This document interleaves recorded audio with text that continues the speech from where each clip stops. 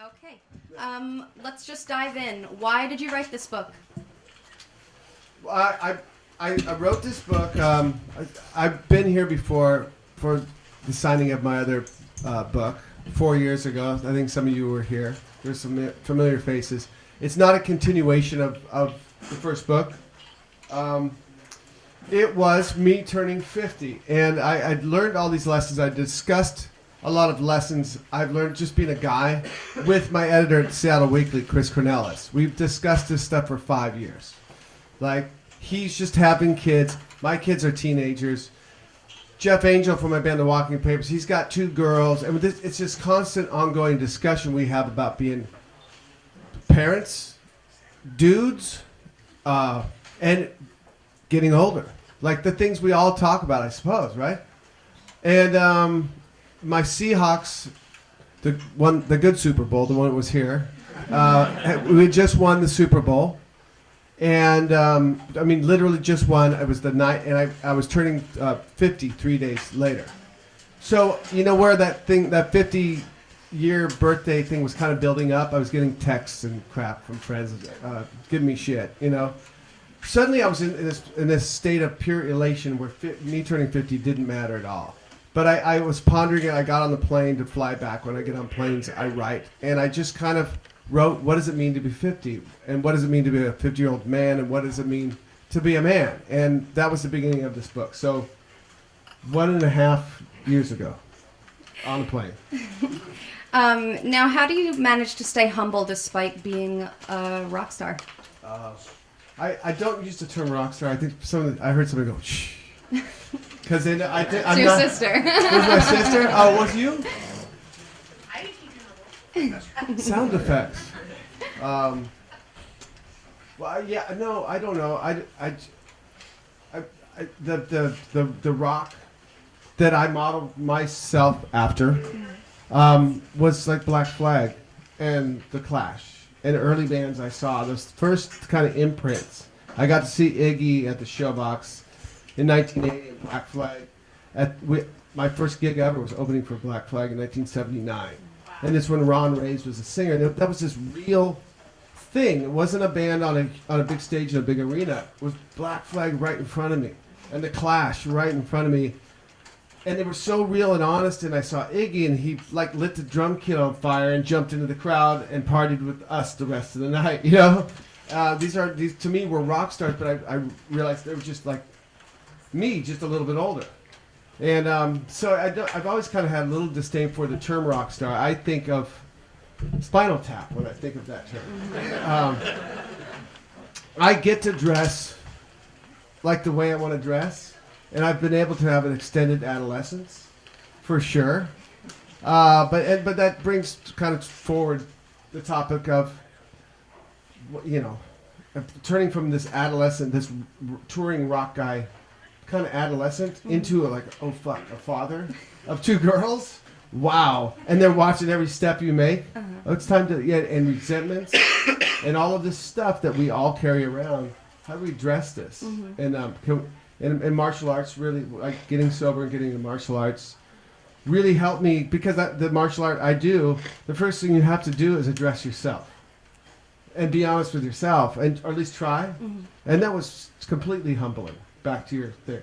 Humbled the crap out of me. Yeah. And physically humbled me. Like, he would break me down physically and then mentally, and like kind of like trying to realign things, and I didn't even know what the hell he was talking about. I was just trying to stay sober another day. I just did what he told me to do. Yeah. So yeah, figuring out now like all this modern age man. I can't speak from a woman's perspective. I know that for sure now. I grew up with 3 sisters and a mom and 4 brothers, but having a wife and now seeing girls start from the very beginning to this tall now, I know I'm not a girl. I know I'm not even close to understanding what a woman's about. I have empathy and I get it, but I know I'm not a woman. And I can't think like a woman, so I can only write from a man's perspective. That I'm sure of. I'm not going to even try. Now, making time for family is really important. How do you find a balance between family and fame? Family and fame. Well, shoot. The family thing, it's like that takes up all the time. And I guess I just don't go places where I like being in LA sometimes where there's where not to go. If you don't, you can go find that crap if you want to. I just choose not to. Like we stay in the valley, where there's just not that stuff around. And in Seattle, nobody cares less. If you're from Pearl Jam or Nirvana or Guns N' Roses or whatever. Yeah. They're like, what book have you read lately? That'll impress me. I don't care what band you're in. So I think just being in the right places, the fame thing. I think like doing these book tours and stuff where you're doing a bunch of press, you can start to feel kind of fancy. Like, ooh, people are paying attention to me. They should. And you can't get carried away with that. And if you let it not, like you bring your sister and makes fun of you the whole time you're out, then, and you get pissed off, you're like, shut up, she's right. But whatever, Yeah. But the thing, it's kind of weird sometimes. I gotta be honest and not just like jump over that. It's weird sometimes, but I think I'm a little used to being, hey, it's that dude from Guns N' Roses and Revolver. I'm used to that. Yeah. For a while I fought it, like, sorry, there's kids here. Like, F you, I'm more than that. And I try to fight it. And now it's like, okay, I am that guy. And that's cool, you recognize me as that. I'm also a lot more, and I'm secure with knowing that myself. I used to have to tell other people, I'm more than that, and now I don't feel like, I don't care anymore. Yeah. I guess. You have 2 daughters. Mm-hmm. How do you handle boys and dating? Yeah, well, you know what? It's less of a bummer. Like I was, like we all, I think I thought about it from the moment I saw that it was a girl. Mm-hmm. All right, you start getting that. I'm gonna keep in shape so I can kick that kid's ass. But I actually, by the time it became time for dating, I was welcoming some dude to come in the house. Like, hey, come on in. We got sports in here. Come on in. And the girls are really, I trust them. They're making good decisions. Mm-hmm. And Grace is, just had prom. She went to prom with this guy, really nice kid. I like him. His name's Josh. He's like, hey, I'm like, Josh, come on over. But, sir, Grace isn't there. Come on over, dude. Sports is on. Come on, Josh. No, but May, she's 14. She hasn't started that thing yet. So it's okay. I guess it wasn't all that. My wife told me a long time ago, 99%, it was like we were going to bed and I had a bunch of crap going on. 99% of the stuff you worry about never happens, Mm-hmm. And I'm like, oh, God, my wife's, that's just something, but it's so true. And that stays with me all the time. Yeah. So there's nothing to worry about. Well, would you let them date musicians? Yeah.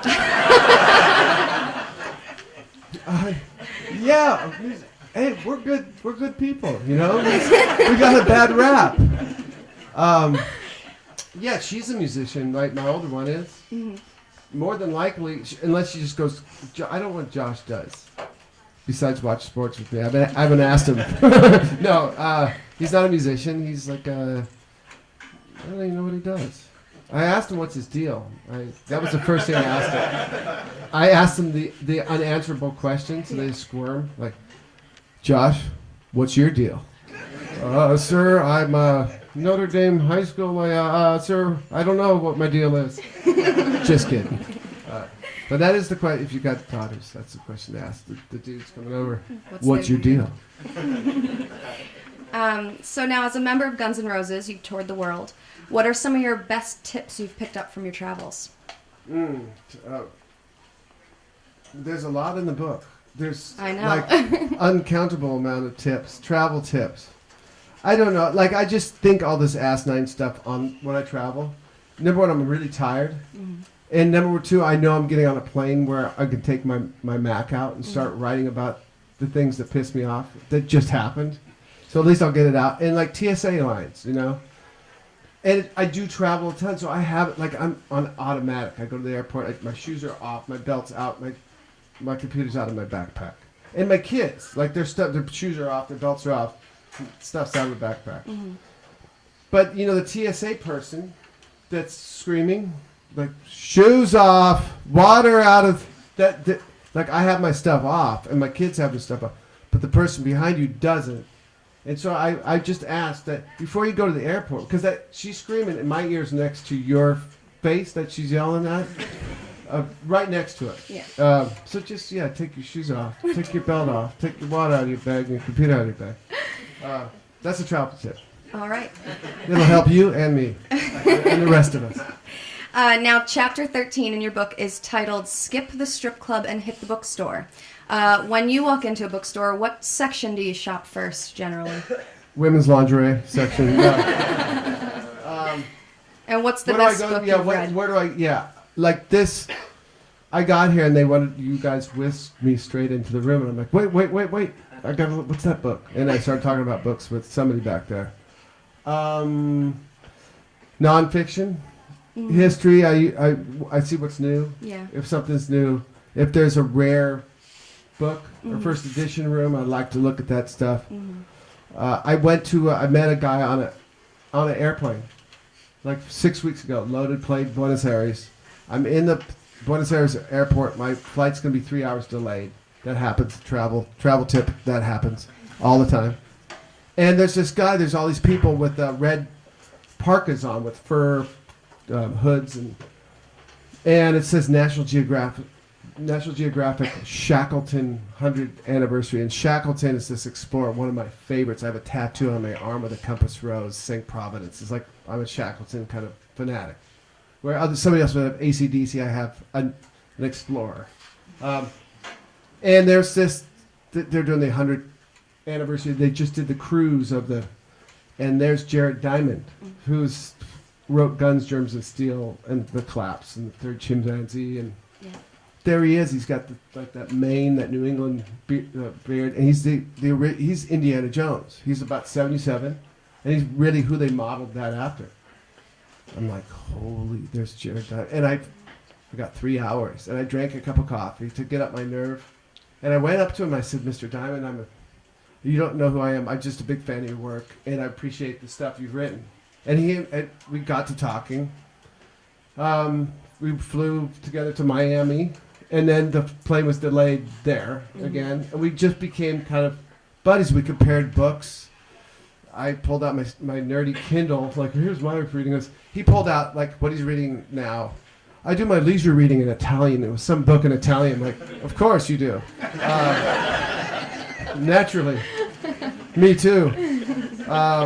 But he invited me, him and his wife invited me and my wife to his house where he wrote Guns, Germs, and Steel. Showed me his research material. It's all books and paper, and he writes his books. His books take about 6 years to write. Mechanical pencil. There's no computer in the room. It's in his library, and in his library there is like pictures with him and every president since like Kennedy or whatever. Pulitzer Prize, but it's not up like in the house. It's just kind of back in some corner in his library. He's like, he was the head of the School of Physiology, that's medicine, of UCLA. Back in the 60s and 70s. He became the head of the School of Geography, which is not medicine at all, after that. So he is, like, his swath of knowledge is incredible. But he writes everything with a mechanical pencil. And he had first editions of the Darwin series, volumes, 6 books. But I'm a nerd about books, so me being able to go there, I'm making a really long story out of. I like bookstores. You're in the right place. Now, can you tell us what was your inspiration to kind of turn your life around? My pancreas blew up on me. That inspired me. That's a wake-up call. Now that actually didn't inspire me. Seeing my mom come into the hospital, and she was ill at the time, and I was the youngest of the 8 kids, and I just really saw that the order of things was absolutely wrong. Like, I should be taking care of her, not her in the hospital taking care of me. And that was the turning thing. That was what I needed to see, needed to feel, and it really turned my ass around. You had an EP that was released yesterday. There is a song called "How to Be a Man" coincides with the book. Tell us about it. Well, yeah, I don't know. How do I tell you about it? Somebody mentioned to me you should write a song to coincide with your book, and the guy who mentioned it to me runs all these big festivals in America, and he's a friend of Grace. Grace is one of her best friends. Is the daughter of this guy, so he's like one of my kids' friends' parents. He also runs the rock festival I play, and he was a big fan of the last book, and he said it helped him in some way. And he goes, dude, if you write a song for this book, I can get it maybe on radio and can help promote your new book, man. Let's do that. Come on, do it. And I'm like, how do you write a song for a book? You know, I've never written a song, like a theme song for Bond or you know, any of that kind of stuff. We recorded Live and Let Die back in the day, but that was Paul McCartney who wrote that. So I wrote a really awful song. Like first I was like, be a man, and it was just awful. And I couldn't figure it out. And out of frustration, I hit on this riff that became the main riff for the song. And I sang along to it, what it takes to be a man, how I wish I knew. And that really sums up the book. Yeah. And I sent the riff and the chorus that I had to Izzy. I said, Izzy, you got something, I need something to tie this in. And he sent it back with a bridge, and he played drums on this demo, and he put a slide lead on it. He goes, let's go record it. And we did. We just went down and recorded it. Got Roy, who plays drums for Stone Sour, good friend of ours, and Jerry came down. Jerry Cantrell came and played lead. It was so natural. Everything about it was so natural. We did it, all 3 songs in a day, and turned out killer. And I think we're going to record some more after this. So this is just a companion. What do you even call it? Companion EP for the book. And it's killer. I really like how all 3 songs came out. They're fresh, and it's raw, and the kind of music I like. Awesome. It's honest. Yeah. Yeah. Now I hear you have some performances scheduled with the Kings of Chaos this weekend. Are you excited about that? If I can stay awake. Yeah, I'm playing Friday, and so I'll do one of these events. I fly tomorrow night, and Friday at the Hard Rock. There's a bookstore coming in to sell books, and I'll do one of these at the event. Before the show sometime. I don't know how the fuck they're going to work that out. But they're going to do it. And then play the rock show with Billy Gibbons and Robin Zander and Glenn Hughes and Matt and Gilby and Steve Stevens. Killer. The next day we fly to Connecticut. I'll do another book. It's, I think, another indie. They're indie books. R.J. Julia, maybe? You are good. That's the one. He's going to come down and sell books. And I will play the gig. And then the next morning I'll fly. I'm trying to figure out how I'm going to do this. But I'm fly to Seattle. And Sunday night, another indie bookstore is coming to the Neptune Theater, and Chris Novoselic is going to do In Conversation with me. We have a couple special surprises at that thing. Ooh, cool. Yeah. So my last question, if you could narrow down all of the advice in your book to one sentence, what would it be? Oh, sorry, guys. I'm going to use a word. It's not an F word, but it's basically just don't be a dick. You know?